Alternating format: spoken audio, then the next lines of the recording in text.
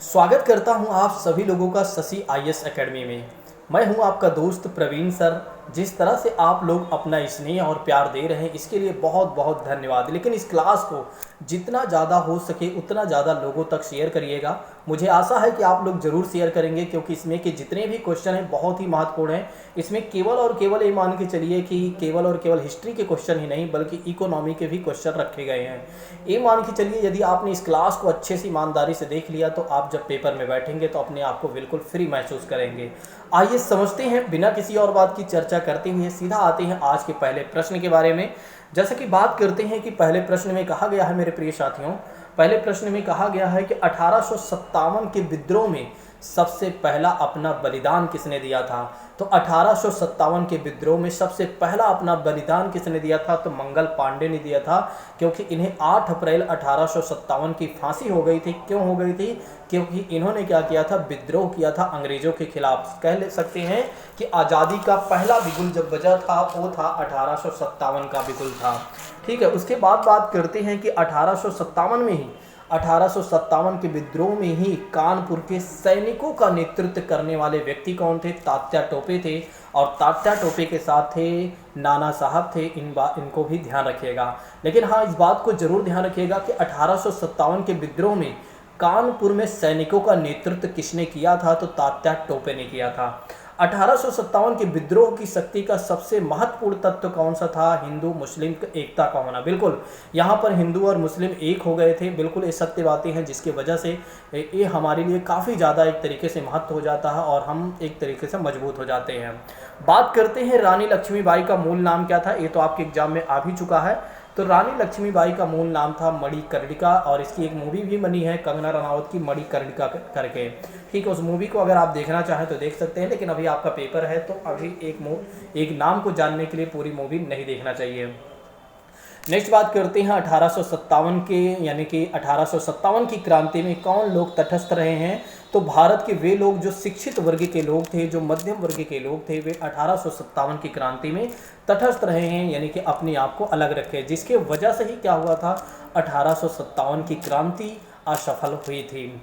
Next बात करते हैं 1857 में अंग्रेजी साम्राज्य के विरुद्ध पंजाब ने किसने सशस्त्र विद्रोह किया था, यानी कि पंजाब में किसने सशस्त्र विद्रोह किया था, तो था नामधारी सिखों ने किया था। किसने? नामधारी सिखों ने। इस बात को ध्यान रखिएगा।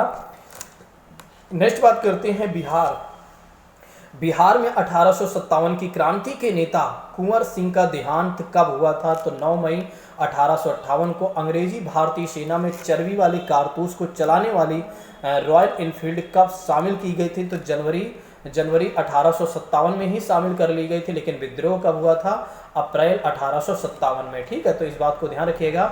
नेक्स्ट बात करते हैं मंगल पांडे कहाँ के विप्लव से जुड़े थे, कहाँ के सैनिक से जुड़े हुए थे, यानी कि कहाँ के वे एक तरीके से कह सकते हैं कि किस छावनी से जुड़े थे, तो बैरकपुर छावनी। तो ध्यान रखिएगा, ये आपके एग्जाम में पूछा जाता है कि मंगल पांडे के कहाँ के विप्लव से जुड़े थे, तो बैरकपुर से। नेक्स्ट बात करते हैं आधुनिक इतिहासकार जिसने 1857 की क्रांति को पहली स्वतंत्रता की लड़ाई कहा था, तो वो थे वीडी सावरकर। 100% इस तरह के प्रश्न आपके एग्जाम में पूछे जा सकते हैं। तो आधुनिक इतिहासकार जिसने 1857 के विद्रोह को स्वतंत्रता की पहली लड़ाई लड़ी थी या पहली लड़ाई कहा था, वो थे वीडी सावरकर। मेरठ में विद्रोह आरंभ किया गया था और 10 मई 1857 को। तो मेरठ में विद्रोह आरंभ किया गया था, और कब आरंभ किया था? 10 मई 1857 को। 1857 का विद्रोह कहाँ से प्रारंभ हुआ था, तो 1857 का जो विद्रोह प्रारंभ हुआ था वो मेरठ से हुआ था। इस बात को भी ध्यान रखिएगा। अगले प्रश्न के बारे में बात करते हैं तो कहा जाता है कि 1857 के विद्रोह का तत्कालिक कारण क्या था, उस समय का मूल कारण क्या था, यानी कि उस समय का था चर्बी वाले कारतूस का प्रयोग करने की वजह से ही 1857 का विद्रोह हुआ था। और जिसमें क्या था कि मंगल पांडे ने क्या कहा था कि एक कारतूस वाले चर्बी का हम प्रयोग नहीं करेंगे। और पहले ऐसे भारतीय थे, पहला भारतीय सिपाही थे कौन? मंगल पांडे जी। इस बात को भी ध्यान रखिएगा। मंगल पांडे ने जिसने अकेले 1857 में विद्रोह का सूत्रपात किया था, वे 34वीं नेटिव रेजिमेंट से था या इन्फेंट्री से थे। ये भी आपके एग्जाम में आ चुका है। नेक्स्ट बात करते हैं, जब 1857 की क्रांति थी तो उस समय लखनऊ का नेतृत्व किसके हाथ में था? तो बेगम हजरत महल। इस बात को भी ध्यान रखिएगा कि लखनऊ का नेतृत्व किसने किया था? तो बेगम हजरत महल के बारे में भी ध्यान रखिएगा। इन्होंने अपने पुत्र विरजिस कादिर को क्या कर दिया था? सुल्तान घोषित कर दिया था, या एक तरीके से बादशाह घोषित कर दिया था, और ये नेपाल चली गई थी और वहीं पर इनकी डेथ भी हो गई थी। 1857 का विद्रोह मुख्यतः किस कारण से असफल रहा?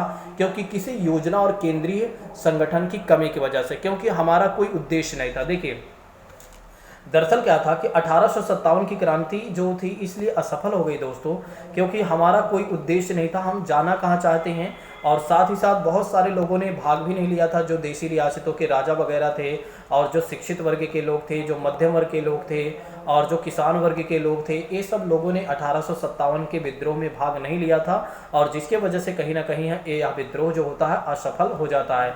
लेकिन अगर इस विद्रोह में अगर देखा जाए तो असफलता होते हुए भी, असफल होते हुए भी कहीं ना कहीं इस विद्रोह ने सफल बनाया। यानी कि यहाँ से हमें ये ताकत मिल जाती है, यहाँ से हमें इस बात की समझ हो जाती है कि अब हमें अंग्रेज़ों के खिलाफ लड़ना बहुत बड़ी कठिन वाली बात नहीं है, हम लड़ सकते हैं और उन्हें भगा भी सकते हैं।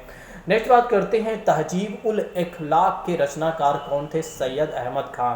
किसने कहा था कि अच्छा शासन स्वशासन का स्थानापन्न नहीं है? वो थे स्वामी दयानंद सरस्वती थे।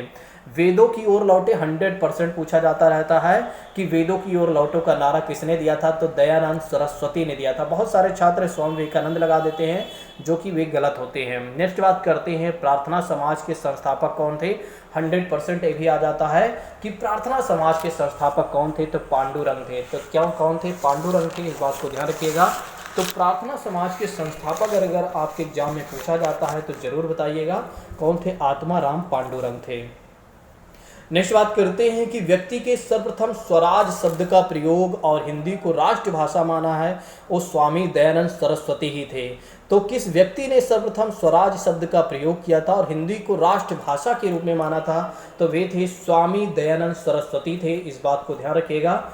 नेक्स्ट बात करते हैं, किसने विवेकानंद को आधुनिकतम राष्ट्रीय आंदोलन का आध्यात्मिक पिता की संज्ञा दी थी? तो सुभाष चंद्र बोस ने। नेक्स्ट बात करते हैं, भारतीय पुनर्जागरण आंदोलन के पिता कौन थे? तो राजा राम मोहन राय थे। तो भारतीय पुनर्जागरण के पिता कौन थे? राजा राम मोहन राय थे। इन्होंने ब्रह्म समाज की स्थापना किया था 1828 में। राजा राम मोहन राय एक ऐसे व्यक्ति हैं, एक ऐसे समाज सुधारक थे जिनकी डेथ हो गई थी भारत के बाहर, यानी कि इंग्लैंड में इनकी डेथ हुई थी। ये भी आपके एग्जाम में पूछा जाता है कि ऐसे कौन समाज सुधारक थे जिनकी डेथ भारत में ना होकर किसी अन्य देश में हुई थी? तो वे थे राजा राम मोहन राय। इंग्लैंड में इनकी मृत्यु हुई थी। इनके बारे में एक और बात याद रखिएगा, संवाद कौमुदी इनकी पुस्तक है, इस बात को भी ध्यान रखिएगा। नेक्स्ट बात करते हैं, किस संगठन ने शुद्धि आंदोलन का समर्थन किया था? तो आर्य समाज। 100% पूछा जाने वाला प्रश्न है, बिल्कुल भी आपको यहाँ पर अपने ध्यान को नहीं भटकाना चाहिए, बिल्कुल इसको तुरंत याद कर लेना चाहिए और दोबारा अपने मन में बोल देना चाहिए कि शुद्धि आंदोलन का समर्थन करने वाला समाज अगर कोई था तो वो था आर्य समाज था। 19वीं सदी के महानतम पारसी सुधारक कौन थे? बहराम जी एम मालाबारी थे। भारत का प्रथम आधुनिक पिता किसे माना जाता है? तो राजा राम मोहन राय को, और इन्हें नव जागरण का अग्रदूत भी माना जाता है। तो नव जागरण का अग्रदूत किसे माना गया है? राजा राम मोहन राय को। नेक्स्ट बात करते हैं कि भारत के राष्ट्रपतियों में से कौन ट्रेड यूनियन आंदोलन से संबद्ध रहा है? तो वो रहा है बीवी गिरी। तो भारत के राष्ट्रवादियों में से कौन सा ट्रेड यूनियन आंदोलन से संबंध रहा, यानी किसका संबंध रहा? तो बीवी गिरी का। इसको भी याद रखिएगा। सरदार वल्लभ भाई पटेल को सरदार की उपाधि देने वाले या कब दी गई थी? तो सरदार की उपाधि बारदोली सत्याग्रह में दी गई थी, और यहाँ की महिलाओं ने इन्हें मतलब एक तरीके से सरदार की उपाधि दिया था, क्योंकि एक तरीके से इन्होंने जो काम किया था बहुत ही बेहतर काम किया था उस समय वल्लभ भाई पटेल ने। कह सकते हैं कि समाज के लिए या उस समय एक तरह के लोगों के लिए इन्होंने बहुत अच्छा काम किया था, और जिसकी वजह से वहाँ की जो महिलाएं थी इन्हें सरदार की उपाधि दे देती हैं। नेक्स्ट बात करते हैं, बारदोली आंदोलन सत्याग्रह कब था? तो 1928 का नेतृत्व इन्होंने किया था, या 1928 में था। किसने? सरदार वल्लभ भाई पटेल के द्वारा। नेक्स्ट बात करते हैं, किस वायसराय के शासन में पहली फैक्ट्री अधिनियम पारित किया गया था? तो लॉर्ड रिपन के समय में। इसको तो जरूर याद कर लीजिए, ठीक है, ऐसे जो क्वेश्चन होते हैं वे जरूर आ जाते हैं। तो किस वायसराय के शासन में पहला फैक्ट्री अधिनियम पारित किया गया था? तो लॉर्ड रिपन के समय में। महात्मा गांधी के नेतृत्व में चलाया गया चंपारण का नील सत्याग्रह वो था 1917 का। और किसान इसके द्वारा क्या किया गया था, इसको कहानी को समझ लीजिए। वैसे हमने चंपारण सत्याग्रह की कहानी बताया है, इसकी अलग से पूरी कहानी हमने बताया है, ठीक है। उस वीडियो को अगर आप देखना चाहें तो देख सकते हैं, 17-18 मिनट की वो वीडियो है, ठीक है। लेकिन चलिए मैं यहाँ पर थोड़ा से बता देता हूँ। दरअसल क्या था कि जो किसान थे वे नील की खेती नहीं करना चाहते थे, क्योंकि किसानों को क्या करना होता था कि अपने कुल खेती का 3/20 भाग पर नील की खेती करना होता था, जिसकी वजह से वे काफ़ी परेशान थे। और इसी के वजह से चंपारण में आंदोलन चलाया गया और इसे चंपारण आंदोलन के नाम से भी जाना गया। दरअसल क्या था कि एक थे राजकुमार शुक्ल थे किसान, जिन्होंने गांधी जी को निमंत्रण दिया था कि वे इस जो पद्धतियां हैं, 3 कटिया पद्धति, इसको वे समाप्त कराने में या एक तरीके से इस आंदोलन में हमारा सहयोग करें। तो गांधी जी जब आते हैं वहाँ पर चंपारण आते हैं, तो वहाँ पर क्या होता है कि अंग्रेज क्या करते हैं, उन्हें मना कर देते हैं। वहाँ का कमिश्नर उन्हें मना कर देता है कि भाई आप वापस चले जाइए, आपकी वजह से समस्याएं बढ़ सकती है। लेकिन गांधी जी जब नहीं जाते हैं, फिर क्या होता है, अंग्रेज़ों को इस बात को समझ में आ जाती है कि गांधी जी यहाँ से नहीं जाने वाले हैं और गांधी जी काफ़ी प्रभावशाली दिख रहे हैं। तो फिर वे लोग क्या करते हैं, एक आयोग का गठन करते हैं, जिसमें गांधी जी को भी क्या करते हैं, गांधी जी को भी सदस्य बनाते हैं। और गांधी जी क्या करते हैं, उस आयोग के सदस्य बन के अंग्रेज़ों को यह समझाने में सफल हो जाते हैं कि जो 3 कटिया पद्धति है वो बिल्कुल सही नहीं है, इसे समाप्त करना चाहिए। और अवैध वसूली गई जो राशि है वो किसानों को 25% वापस देनी चाहिए। और अंग्रेजी सरकार या ब्रिटिश सरकार इस बात को मान लेती है, और जिसके वजह से क्या होता है कि 3 कटिया पद्धति समाप्त हो जाती है। और यहाँ पर एक बात और ध्यान रखना है कि रवींद्रनाथ टैगोर के द्वारा जब 3 कटिया पद्धति को गांधी जी समाप्त करवा देते हैं, तो गांधी जी को महात्मा की उपाधि देते हैं। कौन? रवींद्रनाथ टैगोर। क्योंकि ये पूछा जाता है आपके एग्जाम में कि किसने गांधी जी को महात्मा की उपाधि दिया था और किस आंदोलन के दौरान या किस सत्याग्रह के दौरान। तो 1917 के सत्याग्रह के दौरान इस बात को ध्यान रखिएगा। और गांधी जी का यह पहला सत्याग्रह था, ठीक है। बिरसा मुंडा का कार्य क्षेत्र कौन सा था? रांची था। बिरसा मुंडा के बारे में यदि हम बात करते हैं तो इन्हें लोग भगवान भी मानते थे, इनको एक तरीके से भगवान का दूत मानते थे। और इनकी बातों को बहुत ज़्यादा लोग आज भी अब तो इनको मानते हैं, भगवान का दर्जा देते हैं, जबकि एक तरीके से भगवान नहीं थे। लेकिन एक जैसे डॉक्टर भीमराव अम्बेडकर हैं, वैसे बिरसा मुंडा के बारे में आप समझ सकते हैं। अखिल भारतीय किसान सभा सर्वप्रथम कहाँ आयोजित की गई थी? तो लखनऊ में। किसके द्वारा मंदिरों में प्रवेश के अधिकार की मांग के प्रस्तुति के कारण 1899 में तिरुनेवल्ली में भयंकर दंगे किए गए थे? वो नाडार। नेक्स्ट बात करते हैं महाराष्ट्र में रमोसी कृषक जत्था किसने स्थापित किया था? तो वासुदेव बलवंत फड़के ने। अवध के एका आंदोलन का उद्देश्य क्या था? तो सरकार को लगान देना बंद करना। तो एका आंदोलन का उद्देश्य ये था कि सरकार को लगान देना बंद कर देना चाहिए। नाई धोबी बंद सामाजिक बहिष्कार का रूप था, 1919 में किसानों द्वारा प्रतापगढ़ जिले में यह चलाया गया था। तो वैसे ये उत्तर प्रदेश से रिलेटेड है, तो इसको आप ध्यान रखिएगा, क्योंकि उत्तर प्रदेश का ही एग्जाम आप देने जा रहे हैं। जैसे कि बात करते हैं कि गांधी जी चंपारण सत्याग्रह किससे जुड़ा हुआ था? गांधी जी का 3 कटिया पद्धति, जो कि अभी हमने आपको बता दिया। उलगुन महाविद्रोही किससे जुड़ा था? तो वो थे बिरसा मुंडा से। खैरवार जनजाति के बारे में बात करते हैं, खैरवार आदिवासियों के बारे में यदि हम बात करते हैं तो इनका आंदोलन 1874 में, इसको नहीं भी याद करेंगे चलेगा, लेकिन थोड़ा सा ध्यान रखिएगा। मोपला विद्रोह 100% पूछा जाता है, 1921 में हुआ था। और कहाँ पर? मालाबार में हुआ था। मालाबार कहाँ पर है? कमेंट बॉक्स में बताइएगा। गुलामगिरी के लेखक के बारे में बात करते हैं, ज्योतिबा फुले। 100% इस तरह के प्रश्न आपके एग्जाम में जरूर पूछे जाते हैं कि गुलामगिरी के लेखक कौन थे? ज्योतिबा फुले थे। नेक्स्ट बात करते हैं पागलपंथी विद्रोह। वस्तुतः एक विद्रोह था, वो गारों के मतलब गोरों के खिलाफ था, कह सकते हैं, ठीक है। और कौन सी घटना महाराष्ट्र में घटित हुई थी? भील विद्रोह। और भील यह एक तरीके से जनजाति हैं, कह सकते हैं, इनके द्वारा किया गया था। नील आंदोलन का जमकर समर्थन करने वाले हिंदू पैट्रियाट के संपादक थे हरिश्चंद्र मुखर्जी। बिल्कुल, ये भी आपके एग्जाम में पूछा जाता है कि नील आंदोलन को समर्थन करने वाले जो व्यक्ति थे वे कौन थे और किसके माध्यम से उन्होंने किया था? तो हिंदू पैट्रियाट इनकी पुस्तक थी, और ये थे हरिश्चंद्र मुखर्जी। कानपुर में प्रकाशित किस समाचार पत्र के माध्यम से विजय सिंह पाथिक ने बिजोलिया आंदोलन को समूचे भारत में चर्चा का विषय बना दिया था? तो वो था प्रताप। नेक्स्ट बात करते हैं ब्रिटेन के साथ बाजी बेसिन की संधि किस पेशवा की थी? तो बाजीराव द्वितीय। ये भी आपके एग्जाम में पूछा जाएगा। नेक्स्ट बात करते हैं, ईस्ट इंडिया कंपनी के नेतृत्व में रॉबर्ट क्लाइव का उत्तराधिकारी कौन था? हेस्टिंग था। तो रॉबर्ट क्लाइव कौन था? ईस्ट इंडिया कंपनी के नेतृत्व करता था या उसका उत्तराधिकारी था। नेक्स्ट बात करते हैं कि भारत में पुर्तगाली साम्राज्य का वास्तविक संस्थापक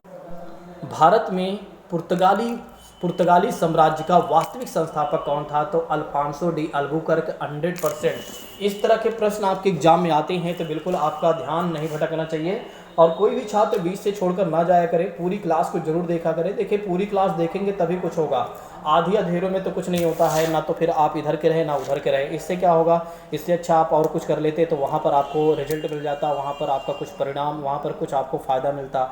लेकिन अगर आपने 15 मिनट यहाँ वेस्ट किया, 15 मिनट कहीं और किया, तो फिर उससे कोई रिजल्ट नहीं मिलेगा, बल्कि ये समझ लीजिए आपका टाइम ही वेस्ट हुआ। पुर्तगाली उपनिवेश का प्रथम गवर्नर भारत में कौन था? Francisco de Almeida.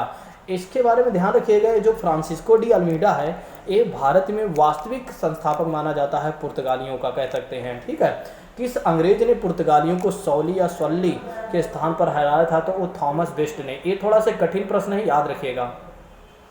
वह पुर्तगाली कौन था जिसने गोवा पर अधिकार कर लिया था? तो अल्फांसो डी अल्बुकर्क था। भारत में ईस्ट इंडिया कंपनी का पहला गवर्नर जनरल कौन था? वारेन हेस्टिंग था। ठीक है, तो जो लोग हमारी पॉलिटी की वीडियो नहीं देखे हैं वे लोग जरूर देख लें। किस यूरोपीय ने भारत में सबसे पहला अपना व्यापार फैलाया और प्रभावित किया? तो पुर्तगालियों ने। 1498 में वास्को डी गामा कहाँ पर पहुंचा था? तो वो कालीकट में पहुंचा था और यहाँ के राजा थे जमोरिन, जिन्होंने उसका स्वागत भी किया था। नेक्स्ट बात करते हैं, किस यूरोपीय ने भारत में सबसे पहले अपना व्यापार फैलाया था? तो यह पुर्तगालियों ने फैलाया था। 1498 में वास्को डी गामा भारत आया था, जो कि आप जानते हैं। वास्को डी गामा कहाँ का रहने वाला था? ये भी आप जानते हैं, पुर्तगाल का। वह अंग्रेज जिसने सम्राट जहांगीर के दरबार में आकर भेंट किया था? Sir Thomas Munro. इसको याद रखिएगा, ये बहुत महत्वपूर्ण व्यक्ति है। ठीक है, सम्राट जहांगीर के दरबार में भेंट किया था। ठीक है, गोवा दमन द्वीप का उपनिवेशीकरण किसके द्वारा किया गया था? पुर्तगालियों के द्वारा किया गया था और इस क्षेत्र को भारत ने आगे चलकर ले लिया था। नेक्स्ट बात करते हैं, अल्बुकर्क ने गोवा को 1510 में किससे छीना था? तो बीजापुर के सुल्तान से। 100% यहाँ इस तरह के प्रश्न पूछे जाते हैं। तो अल्बुकर्क ने गोवा को 1510 में किससे छीना था? तो बीजापुर के सुल्तान से। नेक्स्ट बात करते हैं कि पुर्तगाली ईस्ट इंडिया की स्थापना कब हुई थी? तो 1448 में। ब्रिटिश ईस्ट इंडिया कंपनी कब स्थापित की गई थी? तो 1600 ईस्वी में। डच ईस्ट इंडिया कंपनी कब स्थापित की गई थी? 1602 में। फ्रेंच ईस्ट इंडिया कंपनी कब स्थापित की गई थी? 1664 में। आधुनिक भारत में हिंदू धर्म का पहला सुधार आंदोलन क्या था? ब्रह्म समाज। और इसके संस्थापक कौन थे? राजा राम मोहन राय थे। नेक्स्ट बात करते हैं कि अलीगढ़ में स्थित मुहम्मदन एग्लो ओरिएंटल कॉलेज को किसने स्थापित किया था? सर सैयद अहमद खान ने। और यही जो स्कूल होता है दोस्तों, यही जो कॉलेज होता है, यही आगे चलकर विश्वविद्यालय बन जाता है अलीगढ़ विश्वविद्यालय के नाम से। नेक्स्ट बात करते हैं कि आर्य समाज किसके विरुद्ध थे? धार्मिक अनुष्ठान और मूर्ति पूजा के। वे चाहते थे कि धार्मिक अनुष्ठान जो किए जाते हैं, मूर्ति पूजा जो किए जाते हैं, वैसा नहीं होना चाहिए। नेक्स्ट बात करते हैं, ये तो आईएएस में पूछा गया था, ये वाला क्वेश्चन आईएएस में पूछा गया था पिछली बार, यानी कि 2020 में या 21 में प्रश्न आया था। ठीक है, युवा बंगाल आंदोलन के नेता कौन थे? तो हेनरी विवियन डिरेजियो ने थे। नेक्स्ट बात करते हैं, थियोसॉफिकल सोसाइटी ने भारत में कब और अपना मुख्यालय स्थापित किया था? तो 1882 में। आर्डर किसी समय महात्मा गांधी के सहयोगी रह चुके पर उनसे अलग होकर एक आमूलचूल परिवर्तन आंदोलन चलाया था, आत्मसम्मान आंदोलन चलाया था, और ईवी रामास्वामी नायर ने। नेक्स्ट बात करते हैं, 1829 में सती प्रथा का उन्मूलन किसके द्वारा किया गया था? लॉर्ड विलियम बेंटिंग के द्वारा किया गया था और राजा राम मोहन राय की सहायता से। क्योंकि राजा राम मोहन राय पहले ऐसे व्यक्ति थे, पहले ऐसे समाज सुधारक थे जिन्होंने सती प्रथा का जमकर विरोध किया था। स्वामी विवेकानंद का मूल नाम क्या था? जो कि आप जानते ही होंगे, नरेंद्र नाथ दत्त। भारतीय राष्ट्रीय कांग्रेस की पहली बैठक किस शहर में हुई थी? तो बम्बई में हुई थी, इस बात को ध्यान रखिएगा। कांग्रेसी नेताओं में से किसको भारत का महान वृद्ध व्यक्ति, grand old man of India कहा जाता है? दादा भाई नौरोजी। इन्होंने ड्रेन थ्योरी का सिद्धांत दिया था, इस बात को ध्यान रखिएगा। और इनकी एक पुस्तक है और वो थी पॉवर्टी करके ऐसे थी, एक बार कमेंट करके आप लोग चाहे तो बता दीजिएगा, ठीक है। Poverty British rule in India, ऐसे कुछ इनकी पुस्तक थी, ठीक है। अगर आप इतना भी समझ लेते हैं तब भी आपको आपका काम हो जाएगा अगर आएगा तो। नेक्स्ट बात करते हैं कि इस गवर्नर जनरल के कार्यकाल के दौरान भारतीय राष्ट्रीय कांग्रेस बने थे, लॉर्ड डफरिन।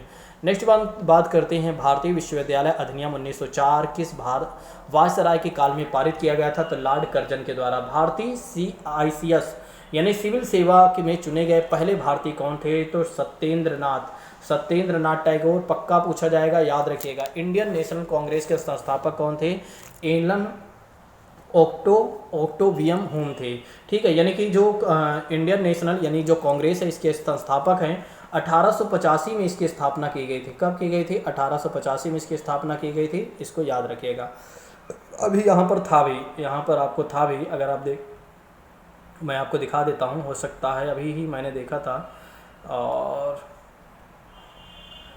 चलिए याद यहीं पर कहीं देखा था हमने, लेकिन कोई नहीं, मैंने आपको बता ही दिया है। जब मैंने बता दिया है तो फिर इसमें बिल्कुल भी आप शक मत कीजिए, ठीक है। नेक्स्ट बात करते हैं कि वह प्रथम भारतीय कौन था जो ब्रिटिश संसद के लिए निर्वाचित हुआ था, वो थे दादा भाई नौरोजी। 100% इसको तो आप लिख लीजिए अपने कॉपी में, फिर ये मान के चलिए पेपर देकर आइएगा तो आपको खुद में खुद पता चल जाएगा कि वाकई में जिस पर हमने टिक लगाया है ऐसे क्वेश्चन पूछे जा चुके हैं।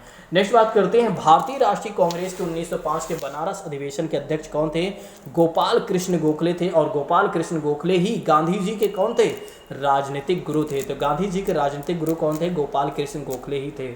भारतीय राष्ट्रीय कांग्रेस के पहले अध्यक्ष कौन थे, WC बनर्जी थे।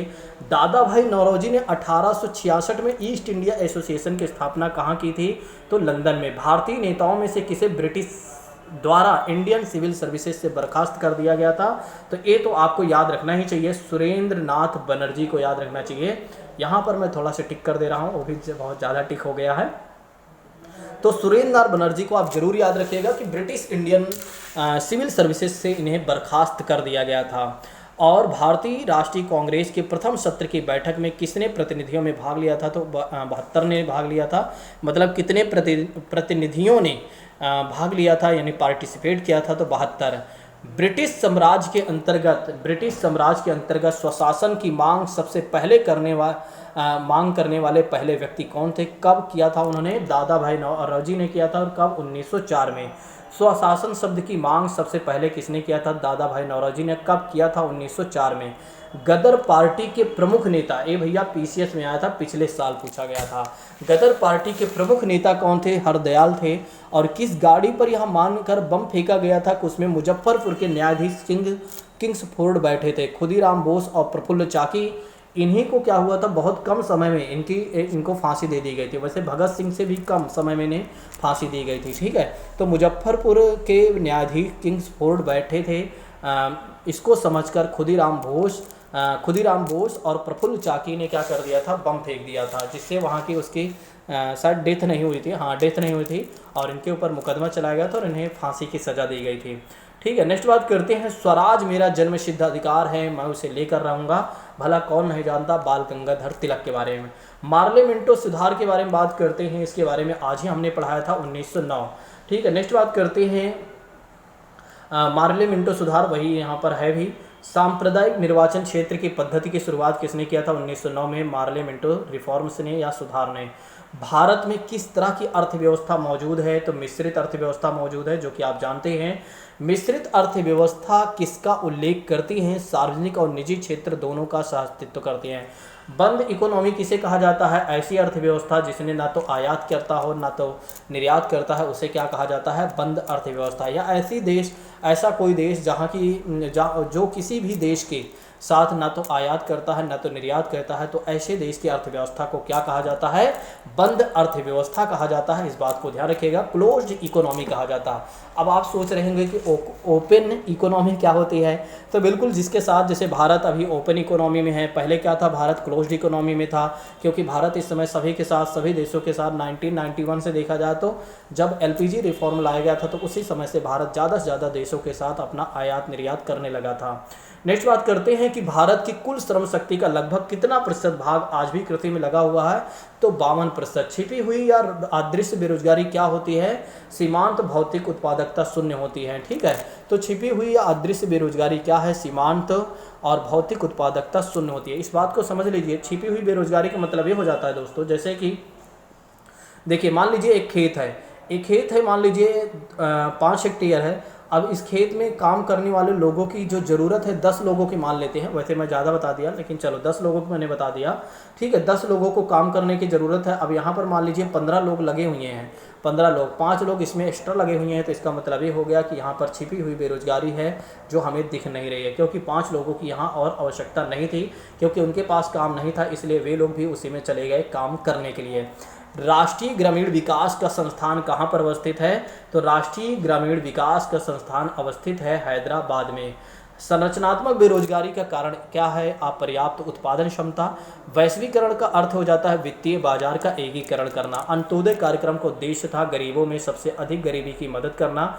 गरीबी रेखा के नीचे जनसंख्या का न्यूनतम प्रतिशत अंकित है, जम्मू कश्मीर में है। बंद अर्थव्यवस्था आप समझ ही चुके हैं। भारत में प्रचंड बेरोजगारी सामान्यतः दिखाई देती है, वो कृषि क्षेत्र में दिखाई देती है। भारत के किस राज्य में गरीबों को प्रतिशत ज़्यादा देखने को मिलेगा, तो उड़ीसा में। भारत में निर्धनता के स्तर का आकलन किया जाता है परिवार के उपभोग व्यय पर, कि परिवार कितना उपभोग यानी कितना खर्च कर रहा है। कौन सा असमानता घटाने के उपाय नहीं है, तो अर्थव्यवस्था का उदारीकरण। वह सत्य होगा कि जो भारत को परिभाषित करे एक श्रम आधिक्य वाली अर्थव्यवस्था के रूप में। अल्प विकसित देशों में गरीबी का मुख्य कारण ये है कि वहाँ पर आय कम होती है, इनकम कम होती है, यानी कि आय की असमानता, यानी कि कुछ लोगों में क्या होता है कि पैसा थोड़ा से ज़्यादा भी हो सकता है और कुछ लोगों में बिल्कुल कम हो सकता है। नेक्स्ट बात करते हैं कि हरित सूचकांक किसके द्वारा विकसित किया गया, तो संयुक्त राष्ट्र पर्यावरण कार्यक्रम के द्वारा यह विकसित किया गया था, इस बात को भी ध्यान रखिएगा। हरित सूचकांक बता ही दिया मैंने। नेक्स्ट बात करते हैं किसके द्वारा भ्रष्टाचार लड़ाई के लिए नागरिकों की मार्गदर्शिका निकाली गई है, केंद्रीय सतर्कता आयोग के द्वारा। नेक्स्ट बात करते हैं कि कौन सा मानव विकास सूचकांक शामिल नहीं है, तो वो है सामाजिक असमानता। भारतीय अर्थव्यवस्था के उदारीकरण का अग्रदूत किसे कहा जाता है, डॉक्टर मनमोहन सिंह को। मानव सूचकांक विकास किसने बनाया था, 100% एग्जाम में पूछा जा सकता है, 100% मानव विकास सूचकांक किसने बनाया था, तो यूएनडीपी ने। तेंदुलकर समिति ने भारत में गरीबी रेखा के नीचे जनसंख्या का कितने प्रतिशत आकलित किया था, तो 2% है। नेक्स्ट बात करते हैं किसी अर्थव्यवस्था में क्षेत्रों का सार्वजनिक और निजी किस आधार पर वर्गीकृत किया गया था, तो उद्यमों का स्वामित्व।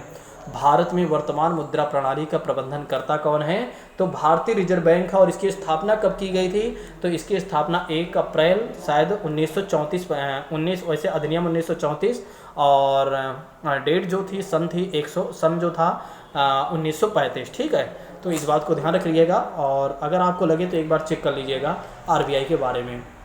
ज़्यादा नहीं, बस इतना ही ध्यान रखिएगा। एक बार देख लीजिएगा कि आरबीआई की स्थापना कब हुई थी। 1935 में हुई थी, एक कंफर्म है। अब थोड़ा सा मुझे डेट नहीं याद आ रहा है, ठीक है, तो एक बार आप डेट देख लीजिएगा।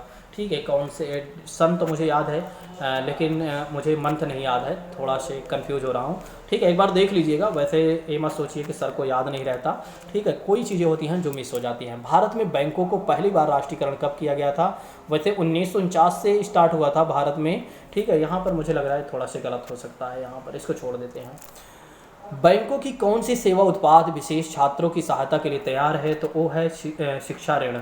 नेक्स्ट बात करते हैं कि कौन सी समिति बैंकिंग सुधार से संबंधित है, नरसिम्हम समिति। ये भी आपके एग्जाम में पूछा जाता है। यहाँ पर एक और बातें मैं आपको बता देता हूँ कि कर से संबंधित जो है वो चलैया समिति, यानी टैक्स रिलेटेड अगर पूछा जाता है कि टैक्स रिलेटेड समिति कौन थी, चलैया समिति को याद रखिएगा। लेकिन बैंकिंग में सुधार के लिए कौन सी समिति थी, वो थी नरसिम्हम समिति। देखिए, नरसिम्हम समिति ने सुझाव दिया था कि जो कमज़ोर बैंक है उनको मजबूत बैंकों के साथ मर्ज कर देना चाहिए। नेक्स्ट बात करती हैं और 2, 3, 4 बैंकों को मिलाकर भी मर्ज कर देना चाहिए जिससे बैंक मजबूत हो जाएं। भारत में मौद्रिक नीति किसके द्वारा बनाई जाती है और लागू की जाती है, तो आरबीआई के द्वारा बनाई भी जाती है, लागू भी की जाती है। भारत में विदेशी विनिमय का संचय या रख रखाव किसके द्वारा किया जाता है, भारतीय रिजर्व बैंक के द्वारा किया जाता है। और भारतीय रिजर्व जो बैंक है वो यानी कि जो आरबीआई है, सरकार का बैंकर का काम करती है, बैंकों का बैंक है। ठीक है, सभी बैंकों को रेगुलेट करने का काम किसका है, तो वो है भारतीय रिजर्व बैंक का ही है। नेक्स्ट बात करते हैं, भारत में शुरू की गई स्वाभिमान योजना किससे संबंधित है? ग्रामीण बैंकिंग से है।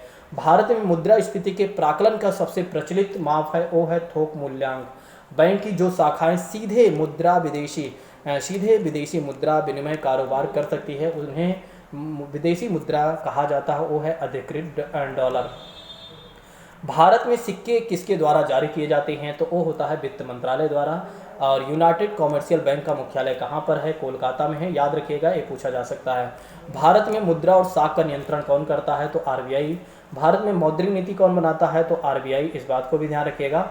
मुद्रा आपूर्ति किसके द्वारा नियंत्रित की जाती है? तो आरबीआई के द्वारा। भारत में ग्रामीण अवस्थापना विकास कोष के लिए कौन सी मुख्य संस्था? वो है नाबार्ड है। नेक्स्ट बात करते हैं, भारत में दार्शनिक मुद्रा प्रणाली वर्ष 1957 में इस प्रणाली की शुरुआत की गई थी और ग्रामीण बैंकों की कार्यकारी समूह की सिफारिश के फलस्वरूप 5 ग्रामीण प्रदेश में बैंकिंग स्थापित किए गए थे 1975 में। कोई कहीं जाएगा नहीं छोड़कर, पूरी क्लास को जरूर देखेगा। कुछ छात्र सोच रहे होंगे कि कब ख़त्म होगा, ठीक है, यहाँ पर आप देखिए 26 पेज है, इसको हमें पूरा कंप्लीट करना है। देखिए आपका पेपर बड़ा ही नज़दीक है और मैं नहीं चाहता हूँ कि आपका पेपर नज़दीक हो और आपको थोड़ा से मैं आपको जल्दबाजी के चक्कर में छोड़ दूँ, ठीक है। मेरे हिसाब से भले ही आपको थोड़ी सी कठिनाई ज़रूर होगी, लेकिन हाँ, अगर आपने पूरी वीडियो को देख लिया, पूरी क्लास को देख लिया, तो जब आप पेपर में बैठेंगे तो अपने आप को बड़ा अच्छा महसूस करेंगे। तो मेरा मानना है जो लोग नए हैं वे क्या करें, शशि आईएएस एकेडमी को ज्वाइन कर लें, क्योंकि शशि आईएएस एकेडमी एक ऐसा प्लेटफॉर्म है जहां पर सिविल सर्विसेज की तैयारी बहुत अच्छे तरीके से करवाई जा रही है, जिसमें इंटरनेशनल रिलेशन, इकोनॉमी और तमाम तरह के सब्जेक्ट चलाए जा रहे हैं, वो भी बिल्कुल फ्री ऑफ कॉस्ट। तो दोस्तों ज्वाइन कर लीजिए, शशि आईएएस एकेडमी से बेहतर कोई चैनल नहीं है। आप किसी भी चीज़ की प्रिपरेशन कर रहे हो तो ज़रूर इसको ज्वाइन कर लीजिए, क्योंकि शशि आईएएस एकेडमी पर क्या है और विभिन्न तरह के जानकारियाँ भी साझा की जाती रहती हैं। तो मेरा मानना है ज़्यादा से ज़्यादा लोगों को स्प्लिट कीजिए और खुद देखिए और दूसरों को भी देखने के लिए प्रेरित कीजिए, ठीक है। थोड़ा सा आप लोग ये सोचते हैं कि सर को आगे नहीं बढ़ने देना है, ठीक है, थोड़ा से मत सोचिए, ठीक है। आप जानते हैं बहुत ज़्यादा मेहनत पड़ती है, आपको नहीं पता होगा, ठीक है, कितना ज़्यादा मेहनत पड़ती है। आइए समझते हैं कि ग्रेट हिमालय की ऊंचाई जो है वो 8,850 मीटर है और या 8,848 मीटर है। हिमालय पर्यायवाची है मध्य हिमालय का। और भारत में सबसे प्राचीन पर्वत श्रृंखला कौन सी है? अरावली। राजस्थान, हिमाचल प्रदेश, उड़ीसा, आंध्र प्रदेश राज्यों में अरावली श्रेणी स्थित है, वो है राजस्थान में। अरावली श्रेणियों की अनुमानित आय है 570 मिलियन। नेक्स्ट बात करते हैं, रेजुडियल पर्वत का उदाहरण है वो है अरावली। भारत का दक्षिण भारत की सबसे ऊंची चोटी है अन्नाई मुडी, के बारे में याद रखिएगा। और भारतीय प्रायद्वीप की सबसे ऊंची चोटी है अन्नाई मुडी। नर्मदा ताप्ती नदियों के मध्य स्थित है सतपुड़ा। नेक्स्ट बात करते हैं कि उत्तर से शुरू कर दक्षिण की ओर पहाड़ियों का सही क्रम क्या है? नल्लामलाई पहाड़ी और जावा द्वीप पहाड़ियाँ, नीलगिरी पहाड़ियाँ, अन्नामलाई पहाड़ियाँ, याद रखिएगा। वो पहले थी नल्लामलाई पहाड़ियाँ। महादेव पहाड़ियाँ का भाग है, ये आपके एग्जाम में आता है, सतपुड़ा पर्वत श्रेणी का है। धूपगढ़ चोटी स्थित है सतपुड़ा रेंज में।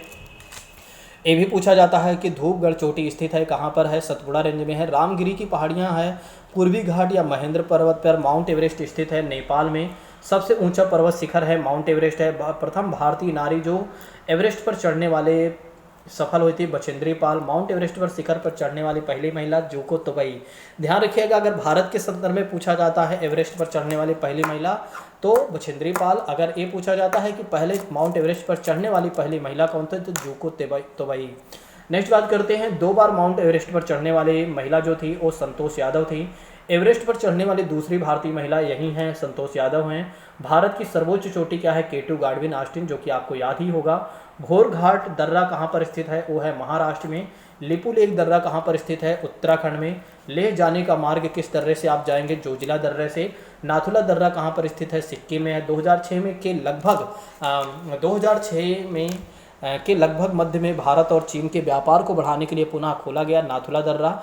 मांडा पहाड़ियाँ उत्तराखंड राज्य में स्थित है। जोजिला पहाड़ी दर्रा जो है वो जम्मू और कश्मीर में अवस्थित है। बनिहाल दर्रा जो है वो है जम्मू कश्मीर में अवस्थित है। नाथुला दर्रा सिक्किम में अवस्थित है, जबकि नीति दर्रा है उत्तराखंड में। बुमला दर्रा अरुणाचल प्रदेश में है। जेलिपला दर्रा सिक्किम में है। मुलिंगला दर्रा उत्तराखंड में है। सिपकिला दर्रा हिमाचल प्रदेश में अवस्थित है। रोहतांग दर्रा जो है हिमाचल प्रदेश में। माना दर्रा है स्थित उत्तराखंड में है। नेक्स्ट बात करते हैं कि भारत में सोयाबीन की खेती का सर्वाधिक क्षेत्रफल है मध्य प्रदेश। भारत में मूंगफली का सबसे बड़ा उत्पादक राज्य कौन सा है? गुजरात है, याद रखिएगा।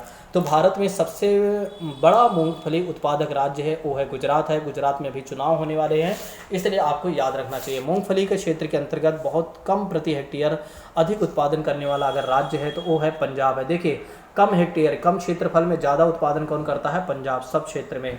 नेक्स्ट बात करते हैं कि राजस्थान प्रमुख उत्पादक है सरसों का है। भारत में उत्पादित मुख्य तिलहन में कौन से? सोयाबीन, मूंगफली, सरसों, तिल। सरसों की प्रजातियों में वरुणा, पूसा, बोल्ड और पीताम्बरी आदि है, इसको याद रखिएगा। जिप्सम की अधिक मात्रा आवश्यक होती है मूंगफली की फसल में। कौशल उन्नति उन्नत प्रजाति है मूंगफली की। वह देश जो दलहनी फसलों का मुख्य उत्पादक तथा उपभोक्ता है भारत। भारत में सामान्यतः निर्यात नहीं किया जाता है, दालों का निर्यात नहीं किया जाता, ध्यान रखिएगा। मतलब निर्यात नहीं किया जाता, आयात किया जाता है। देखिए, पिछले साल के डेटा में ये था कि भारत जितना दालों का उत्पादन करता है उतना खुद खा जाता है और ज़्यादा से ज़्यादा उसे आयात भी करना पड़ता है। ये भारत के लिए थोड़ा सा दुर्भाग्य की बात है। भारत को चाहिए ज़्यादा से ज़्यादा दालें उत्पादन करना। भारत में दालों का सबसे उत्पादक वाला राज्य अगर कोई है तो है मध्य प्रदेश। और हवा से नक्षत्रजन संचालित करने की जो क्षमता होती है वो होती है दालों में। नेक्स्ट बात करते हैं, भारत में मसालों का सर्वाधिक उत्पादक राज्य है, वैसे तो केरल होना चाहिए, ठीक है। तो भारत में मसालों का सर्वाधिक उत्पादक केरल होना चाहिए। यहाँ गुजरात है तो मेरे हिसाब से केरल ही आप याद रखिए, क्योंकि केरल को मसालों का घर भी कहा गया है। नेक्स्ट बात करते हैं, काजू का प्रमुख उत्पादक जो है महाराष्ट्र है। झूमिंग अथवा पोडा पद्धति के में क्या है? जंगल को काटकर सूखने के लिए छोड़ दिया जाता है, इसे झूमिंग कृषि भी कहा जाता है। झूमिंग कृषि सबसे ज़्यादा कहाँ पर होती है? नागालैंड में। चलवासी कृषि जिन राज्यों के पहाड़ी क्षेत्रों की प्रमुख समस्या है वो है असम तथा झारखंड। भारत में आलू का सर्वाधिक उत्पादन जो है उत्तर प्रदेश में है। राष्ट्रीय केला अनुसंधान केंद्र जो है त्रिची में है। भारत में खाद्यान्नों का उनके उत्पादन में मिलियन टन में सही आश्वासन है। चावल, गेहूँ, मोटे अनाज के दालें में है। नेक्स्ट बात करते हैं कि विश्व में महाद्वीपों की कुल कितनी संख्या है? वो है 7 है। क्षेत्रफल की दृष्टि से भारत का सबसे बड़ा महाद्वीप है वो है एशिया में। क्षेत्रफल की दृष्टि से सबसे छोटा महाद्वीप है ऑस्ट्रेलिया। किस महाद्वीप को प्रायद्वीपीय भारत के नाम से जाना जाता है? यूरोप। और किस महाद्वीप को महाद्वीप के नाम से जाना जाता है? अंटार्कटिका। और किस महाद्वीप को महाद्वीपों का द्वीप कहा जाता है? तो एशिया। ये भी आपके एग्जाम में कौन सा द्वीपीय द्वीप कहा जाता है? ध्यान रखिएगा, द्वीपीय द्वीप महाद्वीप किसे कहा जाता है? ऑस्ट्रेलिया को कहा जाता है। ऑस्ट्रेलिया को कहा जाता है। किस महाद्वीप उसके काफ़ी बड़े भाग में वर्षा और इसे एक तरीके से प्यासी भूमि के नाम से या प्यासी महाद्वीप भी कहा गया ऑस्ट्रेलिया को। किस महाद्वीप को विषमताओं का महाद्वीप कहा गया है? याद रखिएगा, विषमताओं का महाद्वीप एशिया को कहा गया है। नई दुनिया किस महाद्वीप को नई दुनिया का नाम दिया गया है? तो उत्तरी अमेरिका को, ठीक है, इस बात को ध्यान रखिएगा। कौन सा महाद्वीप नई दुनिया बता ही दिया हूँ। किस महाद्वीप को मानव का घर कहा जाता है? तो यूरोप को कहा जाता है। किस महाद्वीप के विज्ञान के लिए समर्पित महाद्वीप कहा जाता है? अंटार्कटिका को। किस महाद्वीप को अंध महाद्वीप के नाम से जाना जाता? अफ्रीका। किस महाद्वीप के विकास की अधिक संभावना विद्यमानता के कारण भविष्य का भंडार गृह कहा जाता है? वो है एशिया। किस महाद्वीप को पक्षियों का महाद्वीप के नाम से जाना जाता है? ऑस्ट्रेलिया। कौन से 2 महाद्वीप एक दूसरे के दर्पण प्रतिबिंब को प्रस्तुत करते हैं? यूरोप और ऑस्ट्रेलिया। नेक्स्ट बात करते हैं, किस महाद्वीप की संरचना अंग्रेजी की यस अक्षर की तरह है? तो अंटार्कटिका। 100% एग्जाम में पूछा जाने वाला प्रश्न है, किस महाद्वीप की संरचना अंग्रेजी के एस आकार की है? तो वो है अंटार्कटिका। किस महाद्वीप का विस्तार उत्तरी, दक्षिणी, पूर्वी तथा पश्चिमी सभी गोलार्धों में है? वो है अफ्रीका। कौन सा महाद्वीप पूर्णतः हिमाच्छादित है? अंटार्कटिका है। यहाँ पर भारत के अनुसंधान केंद्र हैं। एक बार आप लोग बताइएगा कमेंट बॉक्स में। चलिए मैं ही बता देता हूँ, मैत्री याद रखिएगा, क्या जाइएगा, छोड़िए। नेक्स्ट बात करते हैं, किस महाद्वीप से होकर कर्क रेखा, ध्यान रखिएगा 100% ए वाला क्वेश्चन पूछा जाता है। किस महाद्वीप से कर्क रेखा, विषुवत रेखा, मकर रेखा तीनों रेखाएं गुजरती हैं? तो वो है अफ्रीका महाद्वीप। ध्यान रखिएगा, अफ्रीका महाद्वीप एक ऐसा द्वीप है जिससे कर्क रेखा, विषुवत रेखा, मकर रेखा तीनों होकर गुजरती हैं। किस महाद्वीप में ज्वालामुखी का सर्वथा अभाव पाया जाता है? ज्वालामुखी बहुत कम पाई जाती है, मान के चलिए ऑस्ट्रेलिया में। विश्व के सबसे लंबी दरार घाटी किस महाद्वीप में है? तो अफ्रीका में है। और उत्तरी अमेरिका महाद्वीप की सर्वोच्च चोटी है, कौन सी है? Mount McKinley. ये याद रखिएगा भैया, उत्तरी अमेरिका महाद्वीप की सर्वोच्च पर्वत चोटी कौन सी है? माउंट मैकिले है। दक्षिण अमेरिका महाद्वीप का सर्वोच्च पर्वत शिखर है माउंट एकांकागुआ। दक्षिणी अमेरिका महाद्वीप का दक्षिणी अमेरिका महाद्वीप का सर्वोच्च पर्वत शिखर है वो है माउंट एकांकागुआ। बहुत सारे छात्र सोच रहे थे कि छोड़ देते हैं, स्किप कर देते हैं बीच से ही क्लास को, लेकिन अब उन्हें पता चल रहा होगा कि अगर मैंने बीच से ही छोड़ दिया होता तो मुझे ये सब जानने को ना मिलता, और यही सब जब एग्ज़ाम में पूछ लिया जाता तो फिर वहाँ पर क्या होता कि हमें लगता कि हमारा जो माइंड है वो ब्लॉक हो चुका है। ठीक है, फिर लगता कि यार क्या भगवान जी हमारे साथ ही गलत करते हैं और किसी के साथ ऐसा नहीं करते हैं। ठीक है, इस तरह के हम बहाने करते और फिर हम चले आते हैं, फिर क्या आप जानते हैं, फिर हम अगली परीक्षा की तैयारी करते हैं। तो सोचिए कि इस तरह के प्रश्न अगर आपके एग्ज़ाम में आ जाएं तो फिर आप जानते हैं कि क्या होगा। ठीक है, अब मुझे बताने की आवश्यकता नहीं, इतना आप समझदार हैं, लेकिन ध्यान रखिएगा इस वीडियो को जितना ज़्यादा हो सके उतना ज़्यादा शेयर करिएगा। आपका एक शेयर आपके एक क्वेश्चन सही हो जाएंगे। ठीक है, थोड़ा सी ईमानदारी से कीजिएगा, हो सकता है कि आपके एक शेयर करने से आपका भी सिलेक्शन हो जाए, क्योंकि जब हम दूसरों की भला सोचते हैं तो अपनी भला खुद हो जाती है। कहा जाता है कि अगर आप देश के निर्माण के बारे में सोचते हैं तो देश में आप भी आते हैं, आपका परिवार भी आता है। तो जब देश में समृद्धि होगी, देश में सुख और समृद्धि होगी, तो समझ लीजिए हमारा परिवार, हमारा समाज, हम सभी लोग समृद्ध होंगे। इसलिए हमें देश के बारे में सोचना चाहिए, हमें देश के बारे में सोचना चाहिए। हम हमारे अंदर नेशनलिटी होनी चाहिए, राष्ट्रीयता होनी चाहिए। दोस्तों, यदि हमारे अंदर राष्ट्रीयता होगी तो मैं गारंटी लेता हूं कि आगे बढ़ने में आपको कोई नहीं रोक सकता है। ठीक है, तो सिलेक्शन बहुत छोटी बात है। ठीक है, आप इससे भी आगे जा सकते हैं। इस बात को मैं आपको जो बता रहा हूँ, ये मान के चलिए, अपने आप को महसूस करिए और अपने आप को महसूस करिए और सोचिए कि आप अन्य लोगों से भिन्न हैं। आपका जन्म जिस काम के लिए हुआ है, जिस खास उद्देश्य के लिए हुआ है, उस उद्देश्य को पूरा करिए, तब यहाँ से जाइए। आप जानते हैं कि जितने लोगों ने भी अपने काम को पूरा कर लिया वही लोग जा पाते हैं, और जो लोग अपने काम को पूरा नहीं करते हैं वे लोग यही रहते हैं। आप जानते हैं इस बात को। गांधी जी आए थे, जिस काम को पूरा करने के लिए वे चले गए। माध्यम कोई भी हो, जाने का माध्यम कोई भी हो, लेकिन जिस उद्देश्य से वे आए थे वे उस उद्देश्य को उन्होंने पूरा किया। सोचिए, बहुत सारे लोगों को फांसी हो गई, भगत सिंह को फांसी हो गई, बहुत सारे लोगों को फांसी हो गई, लेकिन गांधी जी को क्यों नहीं हुई? सोचिए एक बार। ठीक है, लेकिन गांधी जी का उद्देश्य कुछ अलग था और जिस काम के लिए उन्हें भेजा गया था उस काम को उन्होंने कंप्लीट किया। आप सोचिए कि जिस काम के लिए आपको भेजा गया उस काम के लिए आपको करना ही है उस काम को। ठीक है, थोड़ा सा ज़्यादा हो गया होगा, सॉरी दोस्तों। अफ्रीका महाद्वीप का सर्वोच्च पर्वत शिखर है वो है माउंट किलिमंजारो है। अफ्रीका महाद्वीप का सर्वोच्च पर्वत शिखर है माउंट किलिमंजारो है। अंटार्कटिका महाद्वीप का सर्वोच्च पर्वत शिखर है माउंट विल्सन मैसिव है। एशिया महाद्वीप का सर्वोच्च पर्वत शिखर है माउंट एवरेस्ट है। यूरोप महाद्वीप का सर्वोच्च पर्वत शिखर है माउंट एल्ब्रुस है, ये भी ध्यान रखिएगा। ऑस्ट्रेलिया महाद्वीप का सर्वोच्च, याद करके जाइएगा, ऑस्ट्रेलिया महाद्वीप का सर्वोच्च पर्वत शिखर है माउंट क्यूजिस्को है, ध्यान रखिएगा। ये तो पीसीएस में भी क्वेश्चन पूछा जाता है, तो यूपीएसएससी में भी पूछ सकता है। सन सिटी अवस्थित है दक्षिण अफ्रीका में है, कहीं जाइएगा नहीं, यही लास्ट पेज होगा। सन सिटी कहाँ पर अवस्थित है? दक्षिण अफ्रीका में। और क्षेत्रफल की दृष्टि से देशों का सही क्रम कौन सा है? अर्जेंटीना है, भारत है, ऑस्ट्रेलिया है और ब्राज़ील है। इसको थोड़ा सा एक बार आप देख लीजिएगा, यहाँ पर इसको छोड़ दीजिएगा। ठीक है, भारत जो है वो 7वें स्थान पर आता है क्षेत्रफल की दृष्टि से, उसको एक बार देख लीजिएगा। नेक्स्ट बात करते हैं महासागरीय सतह का, या फिर मैं ज्योग्राफी की क्लास नेक्स्ट लेने वाला हूँ। अगर आप लोगों ने इसमें सहयोग जमकर दे दिया तो ये मान के चलिए आप जो भी सब्जेक्ट बोलेंगे उस सब्जेक्ट का कमेंट कर दीजिएगा, उस सब्जेक्ट का मैं वीडियो पूरे कंप्लीट करके दे दूंगा। ठीक है, बस आप लोग हमें बताइए और थोड़ा सा सहयोग कीजिए। महासागरीय सतह का निर्माण किस प्रकार की चट्टानों से हुआ है? तो बैसाल्ट चट्टानों से हुआ है। और गहराई में वृद्धि के अनुसार महाद्वीपीय भूपटल की विभिन्न परतों का सही क्रम है तो पर्वत ग्रेनाइट, बेसाल्ट ग्रेनाइट है। पृथ्वी के कोर में किस तत्व की प्रधानता होती है? लोहा और निकेल की होती है। ठीक है, तो देखिए ये रहा आपका, ये मान के चलिए इसमें हमने ज्योग्राफी को भी कवर किया, हमने आधुनिक भारत, प्राचीन भारत को भी हमने कवर किया। ठीक है, और इसमें हमने ज्योग्राफी को भी बेहतर तरीके से कवर किया। अब ये मान के चलिए इस वीडियो को यदि आपने 1 से 2 बार देख लिया, कम से कम 2 बार देख लेना चाहिए। एक बार नॉर्मल स्पीड में, एक बार कम से कम 2x में आप देख लीजिए, फिर उसके बाद आप देखें एग्ज़ाम देने जाइए, बिल्कुल खुशी आपका सिलेक्शन हो जाएगा। चलिए आज की क्लास को यहीं पर स्थगित करते हैं। यदि आपको मेरी बातें अच्छी लगी हों या क्लास की जो वीडियो है ये आपको अच्छी लगी हो तो एक बार कमेंट करके ज़रूर बताइएगा, आपके कमेंट का हमें इंतज़ार रहेगा।